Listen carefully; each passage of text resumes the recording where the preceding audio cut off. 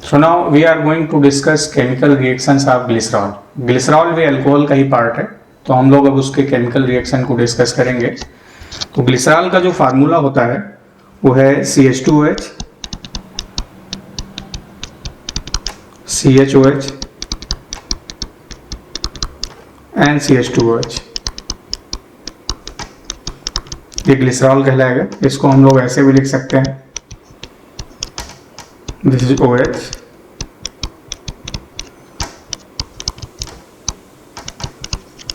This is glycerol. अब glycerol में 3 OH groups होते हैं। इसका रिएक्शन अगर हम लोग 3 मोल ऑफ PCl3 से करा दें, 3 मोल ऑफ PBr3 से करा दें, 3 मोल ऑफ PI3 से करा दें और 3 मोल ऑफ HI से भी करा दें,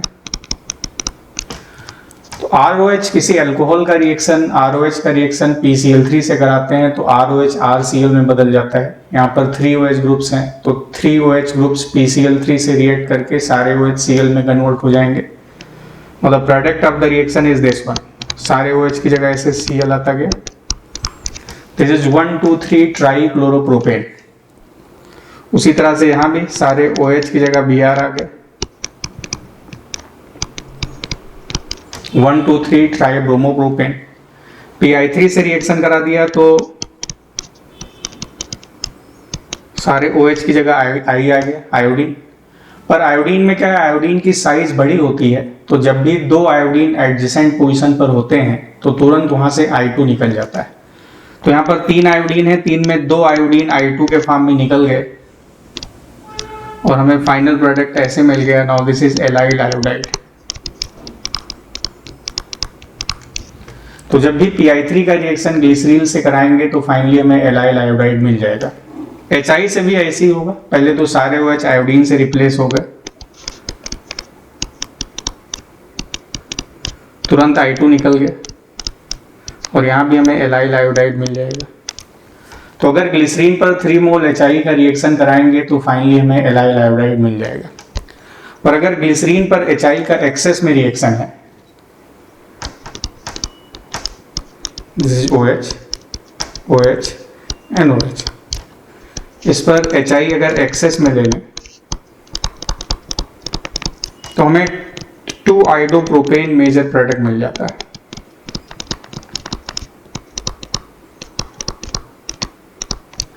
अब ये 2-आइडोप्रोपेन कैसे मिला उसको देखते हैं। पहले तो इस पर 3 मोल HI का रिएक्शन होगा, तो जब इस पर 3 मोल HI का रिएक्शन हुआ तो सारे OH आयोडीन से रिप्लेस हो गए, I2 निकल गए। I2 निकला तो हमें 2 ये ऐसे मिल गया एलाइल आयोडाइड। अब इस पर फिर एक HI मार्कोनिकॉव रूल से जुड़ जाएगा। H वहां जहां हाइड्रोजन ज्यादा, I वहां जहां hydrogen come, this is iodine. अब अगेन 2 आयोडीन एडजेसेंट पोजीशन पर हैं तो यहां से I2 निकल जाएगा, -I2, तो हमें ये प्रोपीन मिल गया। अब इस प्रोपीन पर 1 मोल HI फिर से रिएक्ट कर जाएगा क्योंकि HI तो एक्सेस में है, मार्कोनिकॉव रूल से जुड़ जाएगा, तो ये फाइनली 2-आइडोप्रोपेन में कन्वर्ट हो गया। तो किसी ग्लिसरीन पर जब हम HI लिमिटेड अमाउंट में रिएक्शन कराएंगे तो हमें एलाइल आयोडाइड मिलेगा और अगर HI एक्सेस अमाउंट पर कराएंगे तो हमें 2-आइडोप्रोपेन मिल जाएगा। उसी तरह से अगर ग्लिसरीन पर नाइट्रिक एसिड का रिएक्शन करा दें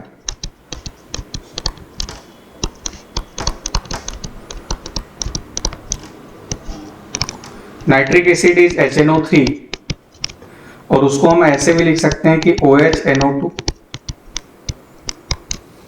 और इस पर एसिटिक एसिड का भी रिएक्शन करा दें, एसिटिक एसिड इज CH3COOH, तो नाइट्रिक एसिड और ग्लिसरीन तीनों के 3 मोल रिएक्ट कर जाएंगे।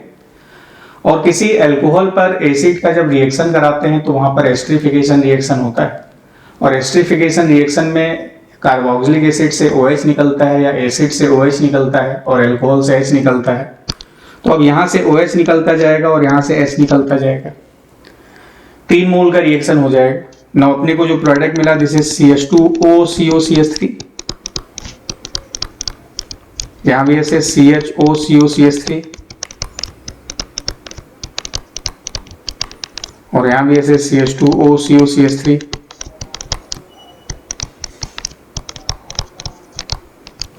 ऐसे मिल गया, यानी ग्लिसरीन का ट्राई एसिटेट डेरिवेटिव मिल गया। उसी तरह से अगर नाइट्रिक एसिड का रिएक्शन कराएंगे तो नाइट्रिक एसिड से OH और अल्कोहल से H निकलता जाएगा, तो ऐसे प्रोडक्ट बन गया कि this is CH2ONO2, this is CHONO2 and this is CH2ONO2। इसको ट्राई नाइट्रोग्लिसरीन बोलेंगे, this is known as trinitroglycerine, या इसी को TNG भी बोलते हैं, और ये एक्सप्लोजिव होता है।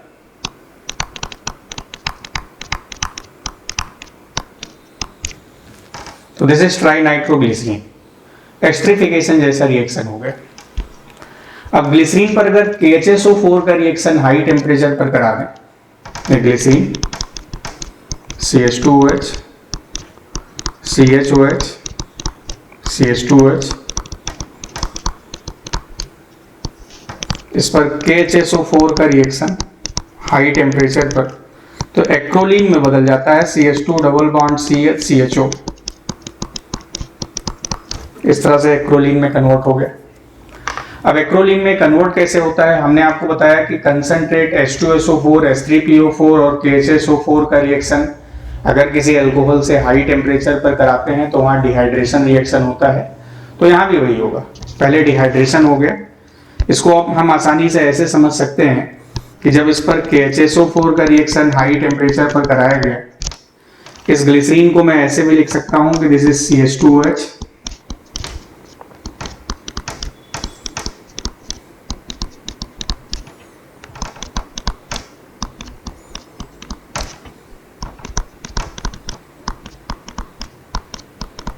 ऐसे लिख सकते हैं ग्लिसरीन को।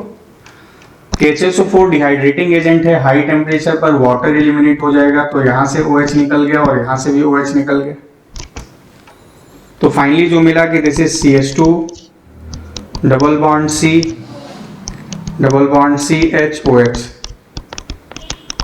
ऐसे मिल गया। अब आप देखिए इनॉल है, इनॉल, अब इनॉल कीटो में कन्वर्ट होगा, तो कीटो में कन्वर्ट होगा तो ये वाला बॉन्ड इधर आ जाएगा और H यहां चला जाएगा, तो आप देखिए ये जब इसमें बदल गया तो नाउ दिस इज एक्रोलीन,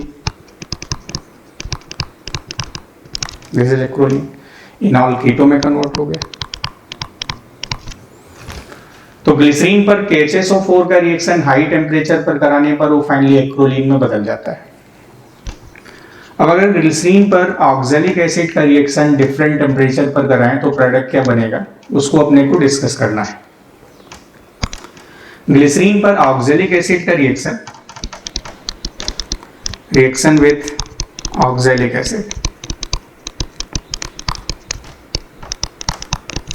तो सबसे पहले 260 डिग्री सेल्सियस पर ऑक्सैलिक एसिड का reaction, 260 degree Celsius high temperature, ये ग्लिसरीन है, दिस इज CH2OH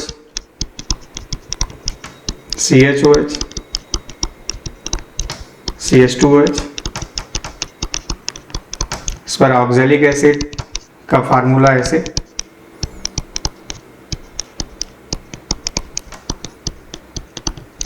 इसको हम लोग H2C2O4 भी लिख सकते हैं। तो पहले तो एस्टरिफिकेशन रिएक्शन हो गया, एसिड से OH और अल्कोहल से H निकलता गया ऐसे,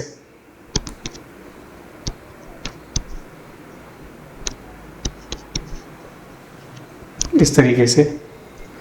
अब ये जो प्रोडक्ट बन गया this is CH2OCO,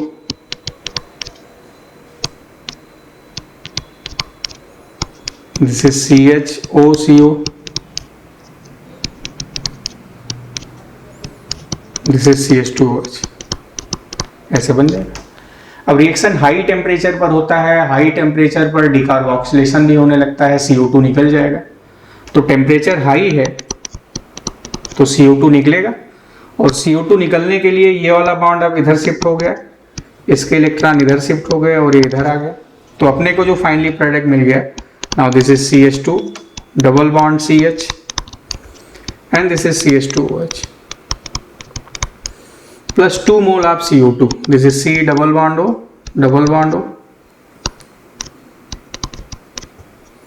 plus C double bond O and double bond O. Now this is allyl alcohol.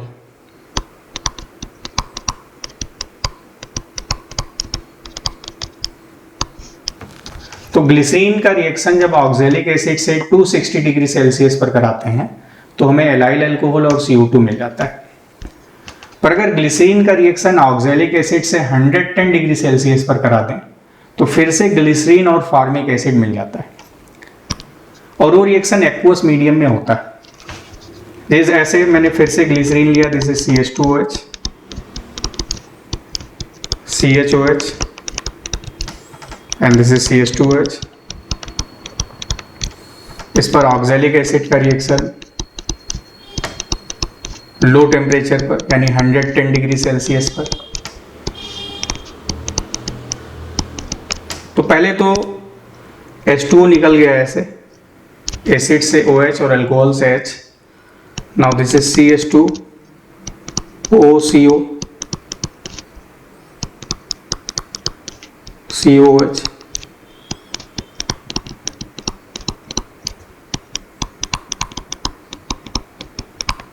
इस तरीके से अब रिएक्शन हाई टेम्परेचर पर हो रहा है तो पहले CO2 निकल जाएगा माइनस CO2 और CO2 ऐसे निकल गया यहाँ से, इस तरीके से CO2 निकल गया। Now product is CH2 O CO H and this is CHOH and this is CH2OH। अब वाटर के प्रेजेंस में एक्वस मीडियम में ये हाइड्रोलाइज हो जाता है और हाइड्रोलाइज होके ये ऐसे बदल गया, यहाँ से ऐसे ब्रेकिंग हो जाती है, ऐसे इधर वाटर का H आ गया और इधर OH आ जाएगा। Now the product of the reaction is CH2OH CHOH CH2OH plus formic acid.